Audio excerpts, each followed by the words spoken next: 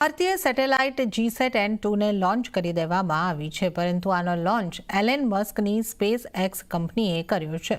આ પહેલીવાર બન્યું છે જ્યારે ઇસરોએ કોઈ અમેરિકાની કારોબારી કંપનીની મદદથી પોતાનું કમ્યુનિકેશન સેટેલાઇટ અવકાશમાં મોકલ્યું છે.